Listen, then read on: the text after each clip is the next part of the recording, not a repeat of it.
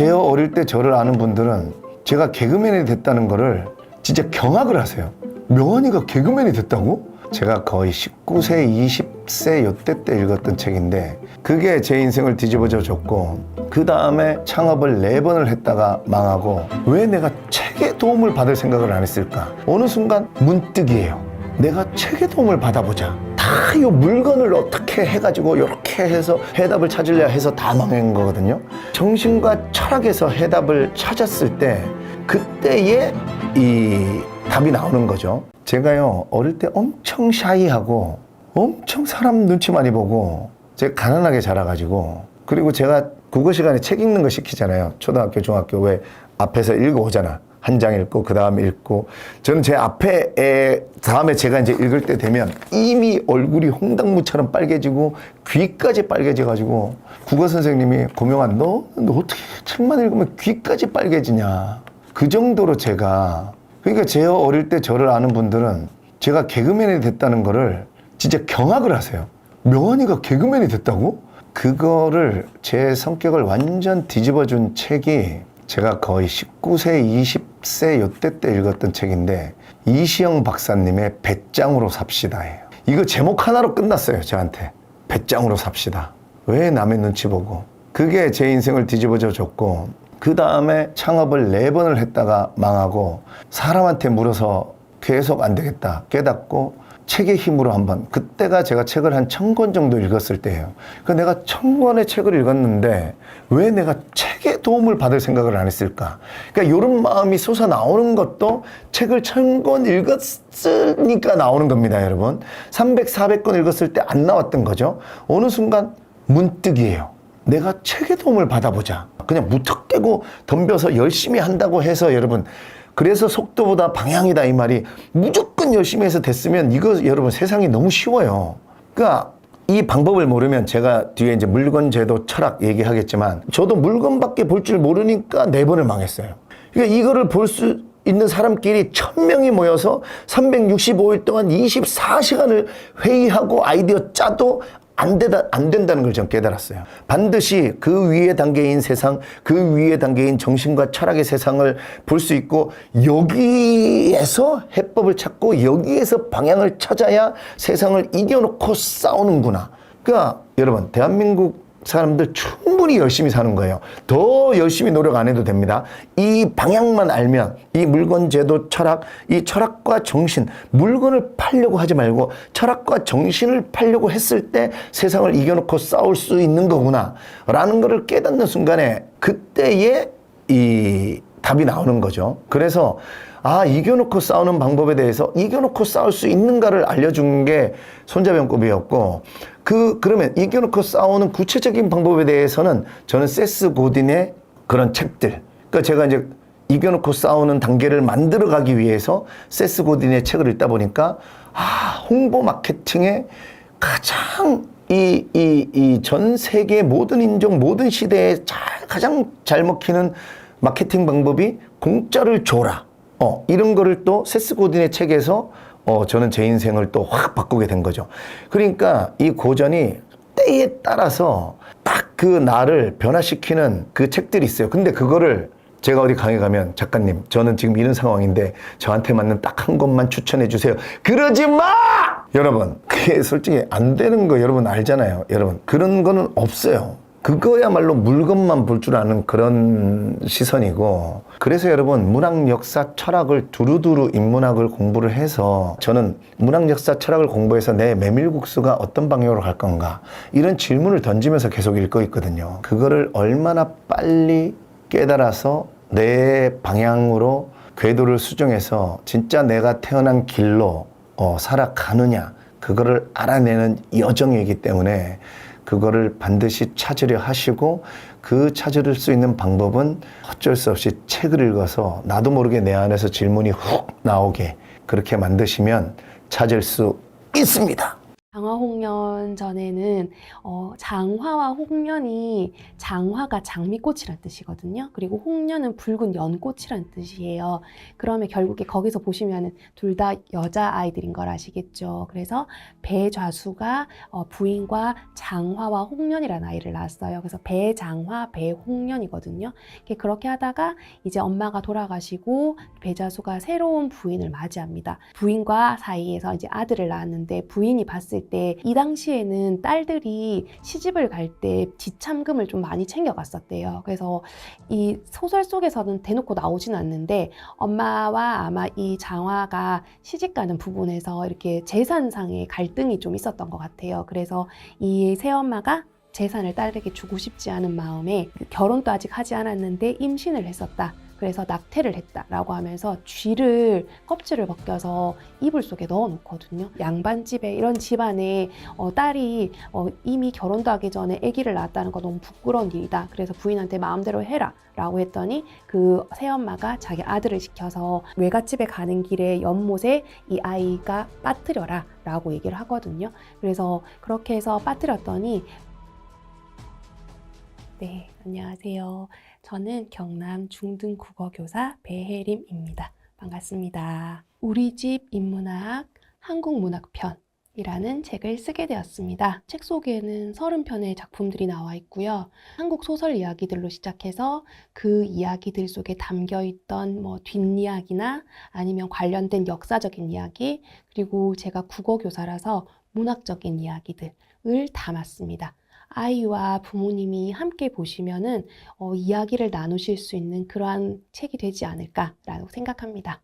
장화 홍련전 이야기를 혹시 보시면은 이제 그 장화와 홍련이 억울하게 죽어서 사또에게 찾아가거든요. 그래서 사또가 해결해주는 과정들이 이런 시체를 찾아내고 하는 과정에서 굉장히 과학적으로 이루어집니다. 그래서 아마 저희가 조선시대는 옛날이니까 그냥 대충 했겠지? 잘 몰랐겠지? 이렇게 막 얘기를 하는데 생각보다 굉장히 과학적이고요.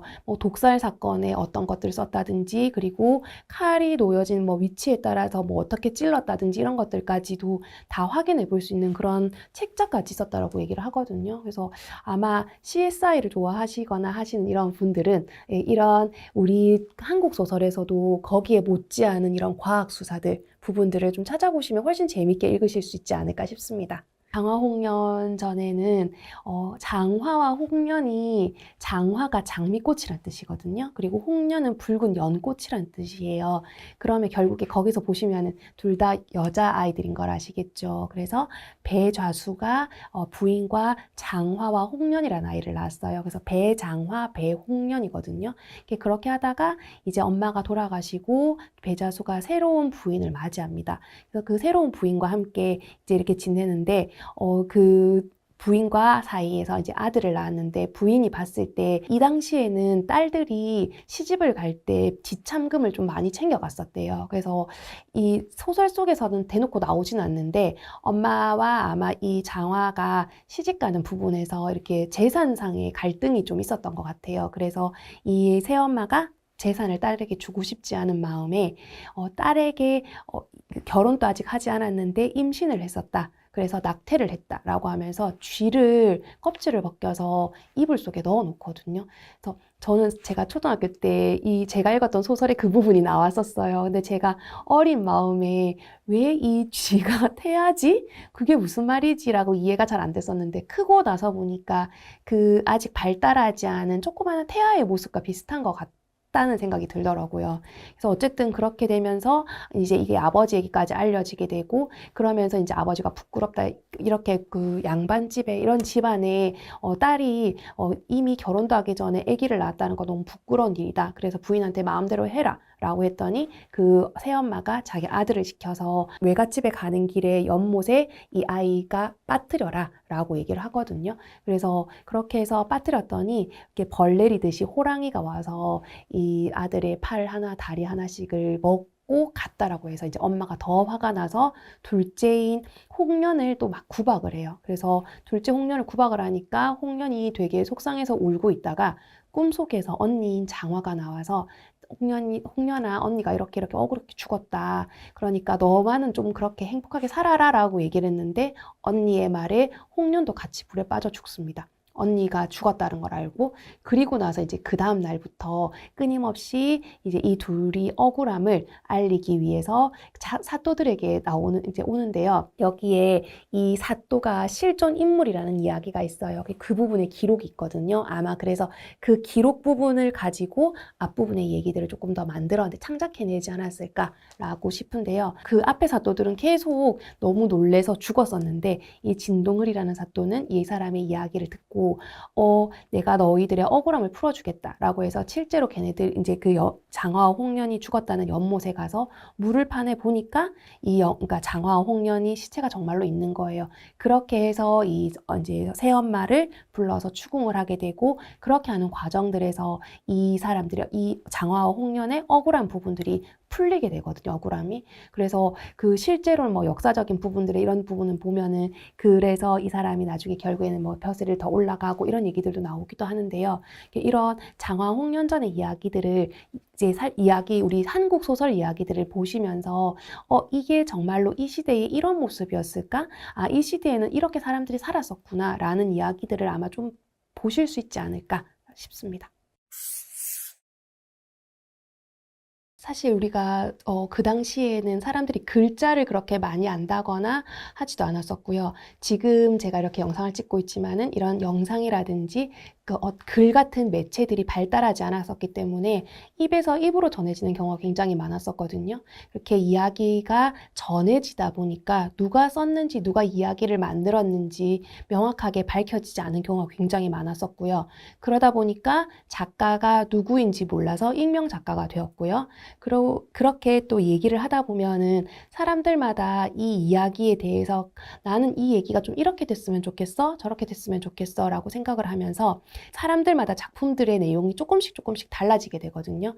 그래서 그 작품들 중에서 다른 좀 이본이라고 저희가 얘기를 하는데, 다양한 본들이 많이 있는 게 그 당시에 정말로 많은 사람들이 이 작품을 이야기했구나 라고 아마 볼 수 있을 건데요. 제가 책 속에 담아놨는데 가장 많은 이본을 가지고 있는 것은 춘향전이거든요. 그러면 그 당시 사람들이 이런 사랑 이야기, 그리고 춘향이 끝까지 정절을 지키다가 결국에는 그 정열부인이 되잖아요. 그런 식으로 이런 어떤 끝까지 내가 의리를 지킨다면은 그런 믿음에 대한 보답을 받을 수 있구나라는 이러한 부분들이 아마 사람들에게 관심을 많이 갖게 되는, 그래서 이본이 제일 많이 만들어진 그런 작품이 아닐까 싶습니다. 그건 사실 사람들마다 너무나 주관적이기 때문에 제가 딱 뭐가 어떻다고 말씀드리긴 조금 힘들 것 같긴 한데, 제가 이번에 실어놓은 30편의 작품 중에서는 저희 개인적으로는 은혜전이 제일 좀 많이 마음에 와닿았었거든요. 은혜전 한번 읽어보시면 아시겠지만은 나의 행동과 전혀 상관없이 어떤 사람들의 모함으로 인해서 억울한 일을 당하게 되고, 그 억울함을 내가 제대로 풀지 못해서 잘못된 방법이긴 하지만 그런 억울함을 풀려고 애쓰는 모습들이, 요즘에 사람들이 자신의 억울한 마음이라든지 이런 것들을 어떻게 풀어야 될 것인가, 나의 이런 힘든 일이 생겼을 때 내가 어떻게 해야 될 것인가, 그리고 그 은혜가 그런 상황 속에서 얼마나 많이 마음이 답답하고 힘들었을까 하는 이러한 부분들을 생각을 해보면은 저는 개인적으로는 여기 있는 여러 작품들 중에서는 은혜전이 가장 많이 슬픈 작품이었었던 것 같아요. 네, 이게 조금 자극적이라서 좀 그렇긴 한데, 은혜가 자기가 원하지 않는 사람과 이미 결혼을 했음에도 불구하고 자꾸 이상한 이제 소문이 나거든요. 그래서 그 억울함을 풀기 위해서 이제 자기가 할 수 있는 방법이 너무 없잖아요. 사실 진짜 실제로 거기에 보면은 그 은혜는 되게 작고 연약하고 소문을 낸 사람이 훨씬 더 덩치가 크고 그랬었고, 은혜는 좀 되게 약하고 이래서 그 관리가 너가 혼자서 저렇게 큰 사람을 상대했을 리가 없다. 그러면은 이거 분명히 공범이 있을 것이다 라고 얘기를 했는데, 은혜가 공범이 없다라고 얘기를 하거든요. 오죽 억울했으면 그렇겠나 라는 생각이 들어서 저는 사실 가장 그래서 인상 깊고 가장 슬펐던 부분은 그 억울함을 어떤 방법으로도 풀 수가 없어서 은혜가 부엌에 가서 칼을 찾는 부분이 있었거든요. 그래서 오죽 억울하면 저런 마음이 들었을까라는 생각이 들어서 그 부분이 저는 제일 가슴이 아팠었어요. 30편 안에는 사실 굉장히 유명한 작품들이 거의 대부분인데 중간중간에 좀 그렇지 않은 작품들도 읽었으면 좋겠다라고 생각하는 작품들도 제가 넣어놨었거든요. 그래서 아마 이 소설들을 읽으면서 우리나라 역사의 흐름이 어떻게 흘러져 왔는지, 그리고 중요한 사건들이 어떤 것들이 있었는지들을 살펴볼 수 있을 것 같고요. 저희가 이제 아무래도 우리가 읽다 보면은 궁금한 점, 이거 뭐지? 라고 했는데 그런 어떤 궁금한 점들이 답변으로 이게 자연스럽게 이어지고, 그러면서 우리가 그러니까 저희가 학생들이 읽다가 이거 뭐지? 라고 했는데 그냥 궁금증만 생기고 끝날 수 있잖아요. 그래서 이런 점을 좀 궁금해하지 않을까라는 것들을 답변으로 정리를 해서, 그래서 아이들이 좀 더 자연스럽게 읽는 사람들이 배경 지식을 쌓을 수 있게 그렇게 되면 좋겠다라는 생각으로 책의 구성을 그렇게 만들었습니다. 아마 소설 같은 경우에는 소설의 내용도 중요하지만은 그 소설이 어떻게 쓰여졌는지가 되게 중요하잖아요. 그래서 저희가 문학 작품을 공부할 때 시대적인 상황들도 반드시 공부해야 된다고 얘기하면서 반영론 이런 부분들을 이야기를 하거든요. 그러면은 그 작품을 훨씬 더 잘 이해할 수 있거든요. 그래서 그 작품들을 가능하면은 각 시대별로 대표할 수 있을 만한 소설들을 넣었거든요. 그래서 비슷한 시대의 작품들을 다시 읽어보면은 이 작품 내가 읽었던 이거랑 비슷한 시대네? 그러면 이 시대도 이 삶과 비슷한 생각이나 이런 비슷한 모습들을 가지고 있었겠네 라고 해서 다른 작품을 읽을 때에도 조금 더 수월하게 읽을 수 있지 않을까 싶어요. 그리고 이게 아무래도 소설이다 보니까 소설들은 재미가 일단 기본 바탕이 되잖아요. 이야기다 보니까. 그래서 역사를 좋아하지 않는 아이들도 이 당시에 이런 일이 있었구나라는 것을 좀 재미있는 이야기 형식으로 볼 수 있어서 그런 면에서 좀 편안하게 볼 수 있지 않을까? 좀 재미있게 볼 수 있지 않을까 싶고요. 그리고 책의 내용이 부모님들은 아마 이미 알고 있는 내용이시기도 하실 거고요. 그리고 아이들은 처음 보는 내용일 수도 있는데 그 뒤에, 그러니까 저희가 소설 이야기를 제가 쓰고 그 뒤에 역사 이야기라든지 작품 이야기, 문학적인 이야기들도 담아놨거든요. 그래서 그런 뒷 이야기들을 더 이야기를 주고받다 보면은 국어 공부도 될 거고요. 역사 공부도 될 거고요. 그리고 사실 우리가 아이와 무슨 이야기를 나눠야 될지 잘 모르잖아요. 그래서 이런 책 이야기로 얘기를 나누다 보면은 아이가 책을 좀 더 좋아하지 않을까, 그런 어떤 효과를 가지고 오지 않을까라고 생각을 합니다. 우리는 사실 다 한국인이잖아요. 우리는 한국인이고 한국적인 정서들을 가지고 있는데 그런 어떤 한국적인 모습들을 어디서 어떻게 찾을 수 있을까를 생각을 해보면 한국 소설의 이제 과거부터 현재까지 이어지는 한국 소설들을 읽어보다 보면은 우리가 가지고 있는 어떤 정서들, 우리가 가지고 있는 감정들을 좀 더 잘 발견할 수 있어요. 그리고 소설 속에는 등장인물들이 있잖아요. 이런 인물들의 어떤 행동이나 이런 말들을 통해서 우리가 이런 어떤 생각들, 이러한 말들, 이러한 행동, 풍속들, 이러한 습관들을 가지고 쭉 살아왔었구나 라는 생각을 아마 하실 수 있으실 거예요. 그래서 한국 소설을 계속 꾸준히 읽다 보면은 한국인으로서의 어떤 정체성, 한국인으로서의 가져야 될 생각들, 이런 것들을 좀 더 잘 알 수 있지 않을까 싶습니다. 그래서 한국 소설들을 꾸준하게 좀 많이 읽어주시면 좋겠어요. 신사임당은 어렸을 때부터 글을 잘 쓰고 그림을 정말 잘 그렸다고 해요. 근데 예전 시대에는 부모님이 돌아가시면 재산 분배가 지금하고 거의 비슷했어요. 여자 남자 가릴 것 없이 재산을 동일하게 줬는데 신사임당의 어머니가 재산을 엄청나게 많이 물려받은 거예요. 그래서 엄청난 부잣집에서 신사임당이 태어났거든요. 신사임당의 아버지는 데릴사위처럼 그 어머니의 집으로 들어가서 살았어요. 그래서 부유하고 풍족했던, 그리고 여성들이 어머니의 집이었으니까 좀 존중받았던 이곳에서 우리 딸도 결혼해서 이렇게 존중받게 살게 하고 싶었던 이 아버지가 사위를 골랐습니다. 그래서 사위인 이원수를 골랐는데요.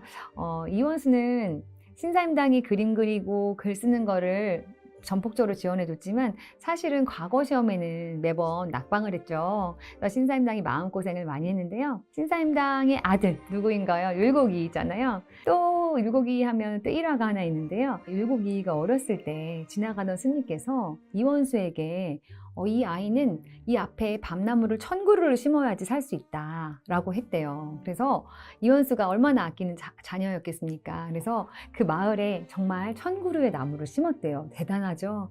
그런데 스님이 와서 세보니까 998그루밖에 안 되는 거예요. 그래서 이게 어떻게 된 거냐 했더니,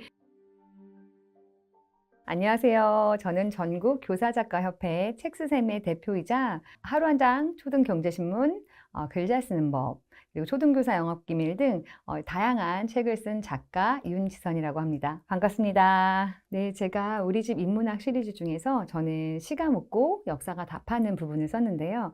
제가 이 시리즈 전반을 기획을 했어요. 왜냐하면 우리가 시와 역사를 모두 좋아하지만 사실 시는 외워서 문제 푸는 용도, 어떻게 하면 시를 잘 이해해서 혹은 감상해서 내 것으로 만드느냐가 아니라 이 시의 시어 하나하나가 어떤 뜻을 가지고 있느냐에 따라서 문제가 달라지니까 문제풀기용으로 시를 그동안 접했었던 그런 아쉬움이 있었고요. 역사도 또한 역사를 이야기나 우리의 삶에 빗대지 않고 이렇게 역사 몇 년도에 어떤 일이 있었다, 사건 중심으로 이렇게 역사를 외워서 시험 보기 위한 수단으로 쓰는 것이 마음이 많이 안타까웠습니다. 그래서 우리 친구들, 우리 가정에서 시와 역사를 같이 배우면서 공부하면서 시가 왜 쓰였는지, 그리고 시를 쓴 작가들은 왜 그 시를 썼는지, 그리고 그 시가 쓰여졌던 시기에는 어떤 재밌는 일이 있었는지를 함께 공부하면서 역사에 대해서 좀 재밌게 이야기로 가정에서 함께 풀어나갔으면 하는 그런 바람이 있었습니다. 그래서 이 책 한 권 읽으면 우리나라의 고대에서부터 일제강점기까지 어떤 일이 있었는지를 한눈에 보실 수 있는 그런 책이라고 할 수 있습니다. 이 책에 보면 대관령을 넘으면서라는 신사임당의 시가 적혀져 있어요. 사임당은 강릉 오죽헌에 살았던 사람인데 이제 결혼을 하면서 서울 쪽으로 오고 남편 이원수는 파주에 살던 사람이거든요. 그러니까 예전에 강릉에서 파주까지 걸어오는 그 길이 얼마나 멀었을까요? 그리고 한번 왔다가 다시 간다는 것이 사실 많이 어려웠을 거예요. 특히 사랑하는 어머니가 아프시다고 해도 바로 돌아갈 수 없는 그 딸의 심정을 언덕 위에 올라가서 내려다본 집을 보면 어머니의 계신 곳이 너무나 마음이 아팠던 신사임당이 읍별자모라는 이름으로 쓴 시인데요. 신사임당은 어렸을 때부터 글을 잘 쓰고 그림을 정말 잘 그렸다고 해요. 근데 예전 시대에는 부모님이 돌아가시면 재산 분배가 지금하고 거의 비슷했어요. 여자 남자 가릴 것 없이 재산을 동일하게 줬는데 신사임당의 어머니가 재산을 엄청나게 많이 물려받은 거예요. 그래서 엄청난 부잣집에서 신사임당이 태어났거든요. 신사임당의 아버지는 데릴사위처럼 그 어머니의 집으로 들어가서 살았어요. 그래서 부유하고 풍족했던, 그리고 여성들이 어머니의 집이었으니까 좀 존중받았던 이곳에서 우리 딸도 결혼해서 이렇게 존중받게 살게 하고 싶었던 이 아버지가 사위를 골랐습니다. 그래서 사위인 이원수를 골랐는데요. 이원수는 신사임당이 그림 그리고 글 쓰는 거를 전폭적으로 지원해줬지만 사실은 과거 시험에는 매번 낙방을 했죠. 그래서 신사임당이 마음고생을 많이 했는데요. 신사임당의 아들 누구인가요? 율곡이잖아요. 율곡이의 이름에 얽힌 일화도 있어요. 우선 율곡이가 어렸을 때 이름은 현용이었어요. 현용. 왜냐하면 태몽을 꾸었는데 강릉 그 바다에 용이 이렇게 들어오는 꿈을 꿨대요. 그래서 아명, 어렸을 때 이름은 현용이었는데 이원수가 잠을 자고 있는데 어떤 사람이 나타나가지고 이름을 귀자가 들어있는 이로 바꾸라고 했나 봐요. 임금왕자와 기자가 들어있는. 그래서 나중에 이름을 이로 바꿉니다. 또 율곡이 하면 또 일화가 하나 있는데요. 율곡이가 어렸을 때 지나가던 스님께서 이원수에게 이 아이는 이 앞에 밤나무를 1000그루를 심어야지 살 수 있다라고 했대요. 그래서 이원수가 얼마나 아끼는 자녀였겠습니까? 그래서 그 마을에 정말 1000그루의 나무를 심었대요. 대단하죠? 그런데 스님이 와서 세보니까 998그루밖에 안 되는 거예요. 그래서 이게 어떻게 된 거냐 했더니 당장 막 사자로 보내서 호랑이를 보내서 막 잡아먹으려고 막 하니까 어떤 나무 한 그루가 사실은 밤나무가 아니었는데 나는 밤나무, 나도 밤나무 이런 식으로 해서 두 두 나무가 합쳐져서 천그루가 돼서 살 수 있었다는 일화가 있고요. 그 일화는 진짜인지 가짜인지 모르겠지만 실제로 율곡이가 살았던 그 동네를 율곡리라고 합니다. 밤나무 율자를 써서 밤율자를 써서 율곡리라고 지금도 전해지고 있습니다. 그래서 신사임당은 자녀를 정말 열심히 잘 키웠잖아요. 비록 남편 이원수는 그렇게 크게 성공하지 못했지만 율곡은 구도장원공이라고 해서 9번 과거시험에 장원을 차지하는데요. 이런 행복도 잠시 이제 율곡이가 청소년 시절에 어머니 신사임당은 병으로 돌아가셔요. 그럴 때 신사임당이 남편에게 제발 재혼은 하지 마세요 라고 했는데 남편은 신사임당이 아플 때부터 이미 여자가 있었고 돌아가시자마자 바로 재혼을 합니다. 그 모습을 봤던 율곡이는요, 큰 충격에 빠졌고 절로 들어갑니다. 그래서 절에서 지내는데요. 한번 생각해 보세요. 우리가 중고등학교 때 배웠을 때 조선은 어떤 나라죠? 유교를 숭상하고 불교를 억압했던 숭유억불의 나라라고도 했잖아요. 물론 민간에서는 불교를 많이 믿었지만 이렇게 사대부들에서는 유교가 최고인 나라였습니다. 율곡이가 어머니가 돌아가시고 절에서 생활하는 동안의 시간이 있었잖아요. 절에서 돌아와서 성균관에 입학을 했더니 성균관 친구들이 너 땡중이라고 하면서 그렇게 율곡이를 왕따시켰다고 하더라고요. 그래서 율곡이는 하지만 어진 성품과 똑똑한 머리로 그런 모든 학우들의 이런 질투와 놀림을 다 이겨내고 과거급제를 해서 크게 성공할 수 있었습니다. 저는 용비어천가를 고등학교 때 배우면서 거기 나오는 팔대조, 뭐 이런 목조, 익조 이런 사람들이 누군가 정말 몰랐어요. 왜냐면 조선의 제1대 왕은 우리가 다 아는 태조 이성계잖아요. 그런데 태조 이성계부터 시작을 해야 되는데 목조나 익조라는 말이 나오더라고요. 그거는 세종대왕 입장에서 자신들의 증조할아버지, 고조할아버지까지 해서 이 모든 분들이 원래 왕이라는 호칭을 갖고 계시진 않았지만 추존 왕인 거예요. 사후에 돌아가시고 나서 왕으로서 추존을 해드렸다라고 생각하시면 되겠습니다. 그래서 용비어천가를 보실 때 목조가 누구지? 익조가 누구지? 라고 하시면 저희 책을 보시면 됩니다. 이성계가 어떻게 왕이 됐는지에 대한 과정이 아주 자세하게 나와 있어요. 예를 들어서 경주 이씨 가문을 데리고 이안사라는 사람이 동북면으로 이렇게 가거든요. 동북면은 정말 척박한 땅이었어요. 막 엄청 오랑캐가 많았던 땅인데 그곳에서 이안사가 사람들을 모으고 규합해서 신임을 얻어요. 신임을 얻어서 이안사의 아들이 이제 한양으로 오죠. 한양으로 온 이것은 정말 큰 사건인데 이게 왜 큰 사건이냐면 와서 보니 그 아들이 누구예요? 이성계잖아요. 그래서 조선이라는 나라를 만들 수 있었던 거예요. 이성계는요, 정말 특이하게 정말 모든 자기가 나갔던 전쟁에서 백전백승하는 전쟁 천재였다고 하거든요. 그래서 이성계가 어떻게 조선을 만들 수 있었는지에 대한 자세한 이야기도 나오니까 많이 봐주시고요. 그리고 우리가 알고 있는 이방원은 굉장히 드라마에서 보면 무서운 사람 뭐 이렇게만 생각이 되는데 저는 가만히 생각을 해봤어요. 이방원은 우리가 알고 있는 성군 세종대왕님의 아버님이시잖아요. 그러니까 이방원이 그렇게 무섭게 많은 세종대왕의 어떤 이렇게 앞길을 막아서는 사람들 를 다 이렇게 정적으로 물리쳐줬기 때문에 아이러니하게도 우리 세종대왕이 뜻을 펼치면서 한글도 만들고 해시계도 만들고 하실 때 그 누구도 태클을 걸지 않았던 것이라고 생각합니다. 그래서 우리나라에 이렇게 번성을 일으켜 주신 분은 세종대왕님이시지만 정말 뒤에서 서포트 해주셨던 분이 바로 이방원이라고 생각합니다. 네, 박인로의 누앙사를 보면 이 내용은 시지만 사실은 자신의 임진왜란 이후에 어떻게 살고 있는지 우리가 잘 알고 있는 오선과 한음의 한음 이덕형에게 보내는 편지였어요. 사실 나 이렇게 살고 있어 라고 친구에게 보내는 편지였거든요. 이렇게 교실에서는 들려주지 않았던 이런 비하인드 스토리, 신기한 이야기들, 이렇게 인간과의 관계 등을 보여줄 수 있는 책이라서 이 책 한 권 읽으면 우리나라의 중요한 시는 내가 다 알았다. 우리 아이에게 다 알려줬다. 그리고 그 시인 중에서도 꼭 알아야 되는 중요한 시인을 다 알려줬다. 그리고 역사 중에서도 제가 일부러 사화도 넣었고요. 그리고 병자호란, 임진왜란 같은 우리나라의 큰 전란도 넣었습니다. 그리고 정치인들 사이에서 싸우느라 벌어졌던 것들, 그 사건을 통해서 나라가 많이 바뀌었던 것들, 제도가 많이 바뀌었던 것들도 일부러 막 넣었거든요. 그래서 이 책 한 권 읽으면 우리나라의 고대사부터 일제강점기까지 어떤 일이 있었는지를 한눈에 보실 수 있는 그런 책이라고 할 수 있습니다. 재미있는 역사서지만 굉장히 문학적인 시와 함께 아이들에게 역사 얘기만 하면 좀 지루할 수 있고 문학 얘기만 하면 지루할 수 있는데 이거 두 개를 합치니까 굉장히 호기심 있게 아이들이 같이 함께 공부할 수 있는 책이라고 생각합니다.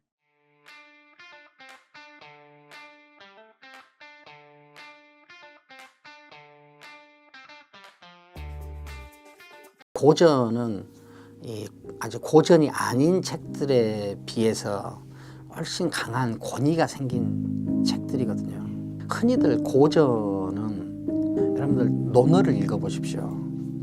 논어에 나오는 내용으로 여러분들 주위에 있는 모든 문제가 해결됩니다. 해석이 됩니다. 설명이 되고. 도덕경 읽어보십시오. 모든 문제가 설명이 되고 모든 문제가 해석이 돼요. 임마누엘 칸트를 읽어보십시오. 칸트가 이 세상의 모든 문제를 다 설명할 수 있습니다. 칼 막스 읽어보십시오. 막스가 이 세계의 모든 문제를 설명하는 것처럼 보입니다. 그렇지만 사실은 그렇지 않습니다. 모든 고전은 다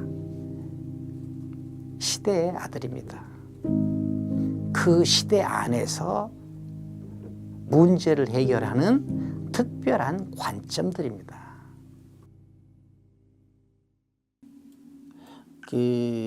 우리가 좀 고전을 읽을 때 좀 주의해야 될 건 있어요. 왜냐하면은 고전뿐만이 아니라 다른 책들도 있는데 고전은 아주 고전이 아닌 책들에 비해서 훨씬 강한 권위가 생긴 책들이거든요. 그래서 쉽게 이 권위에 굴복할 수가 있습니다. 우리가 동양에서는 흔히들 대표적인 고전으로 논어와 도덕경을 들지 않습니까? 근데 저는 논어를 8년째 읽는다, 도덕경을 평생 읽는다라는 분들을 저는 많이 봤습니다. 그런데 어떤 경전도 숭배의 대상이 되어서는 안 될 것 같아요. 철저하게 소비해야 됩니다. 자기 이익과 자기 어떤 야망과 자기 삶의 방식을 펴는데 그 고전이 소비되어야지 자기 삶을 그 고전에 맞추려고 하면은 지혜로운 사람이 되지 못하는 것 같아요. 그래서 저는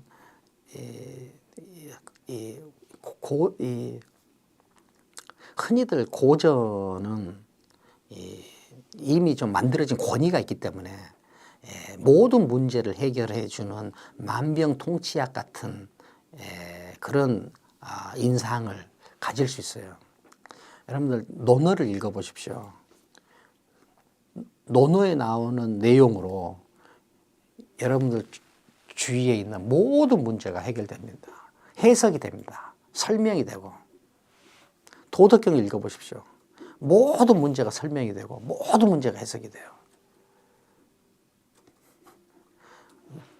임마누엘 칸트를 읽어보십시오. 칸트가 이 세상의 모든 문제를 다 설명할 수 있습니다. 칼 막스 읽어보십시오. 막스가 이 세계의 모든 문제를 설명하는 것처럼 보입니다. 그렇지만 사실은 그렇지 않습니다. 모든 고전은 다 시대의 아들입니다. 그 시대 안에서 문제를 해결하는 특별한 관점들입니다.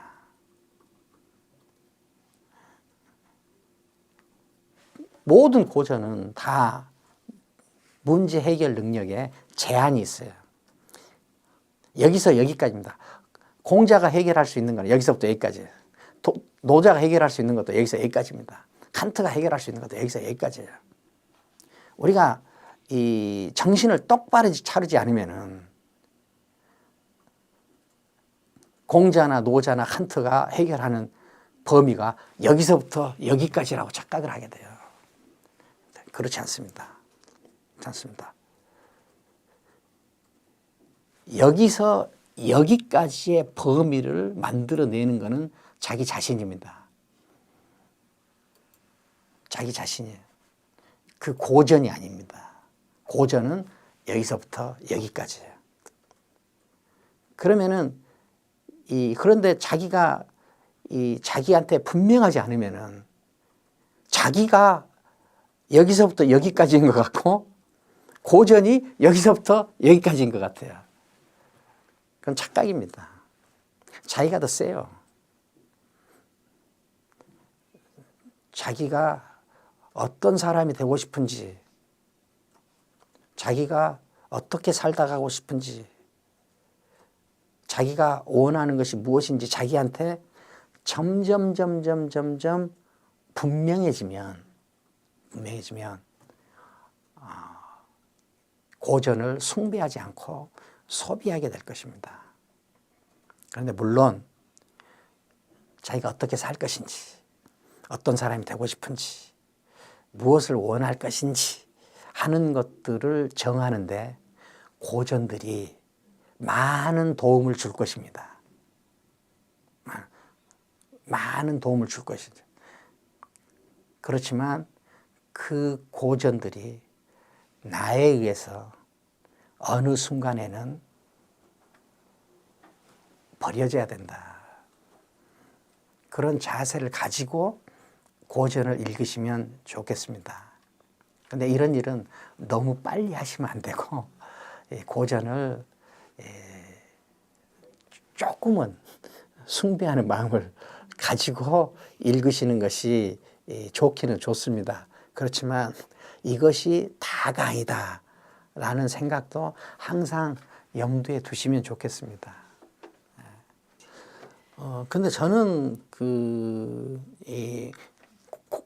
고전에서 지혜를 받아들이는 일하고 자기 지혜를 만드는 일을 어떻게 균형을 맞출 것인가. 저는 좀 제가 싫어하는 단어 중에 균형이 있거든요. 균형은 맞출 수 없어요. 그리고 맞출 필요도 없고, 사실 불균형해야 여기서 더 율동감이 더 생깁니다. 이 균형을 맞추려고 해서 균형이 맞아지는 거 절대 아니거든요. 그러니까 이 고전을 읽으면서 뇌가 고전을 형성하는 어떤 것과 비슷한 어떤 태도를 가지고 고전을 읽으면 되는 것이지, 고전에서 받아들이는 내용과 내가 펼칠 지혜를 균형을 맞추려고 해가지고는 균형이 맞춰지지도 않고 그건 불가능한 일이에요. 이 세상에 없는 일이에요. 그거는.